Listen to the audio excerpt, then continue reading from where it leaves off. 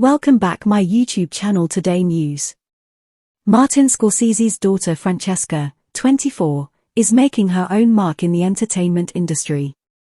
The youngest daughter of the Oscar-winning Killers of the Flower Moon director and producer Helen Morris is forging her own path in Hollywood, from directing and writing to acting and creating on TikTok.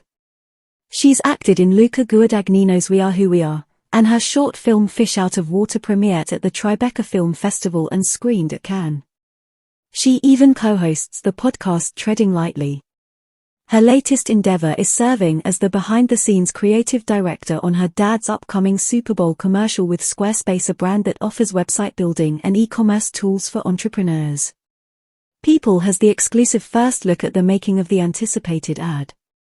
It's like you have to be a fly on the wall, but still get everything at the same time. It's borderline impossible with a big camera in everyone's face, she tells people of creating the video. For the behind-the-scenes look at her dad's Squarespace commercial, she wanted to get as much establishing shots as possible, because we were shooting in some really cool places. And also just getting my dad doing his thing and all of the insanity that went into creating this. There was a lot of rigs and craziness that went into it. Martin's 32nd ad will play during Sunday's big game on February 11th when the Kansas City Chiefs take on the San Francisco 49ers. A graduate of New York University's Tisch School, her dad's alma mater, Francesca says she was nervous to study film, despite loving the craft her whole life. Leading up to college, her dad had even made an appearance on the ACT entrance exam, his haunting me, she jokes. My first day, I was wearing a hoodie. I was late to my first class. And so I showed up, and I hid in the back, put my hoodie on, kind of sunk into the chair.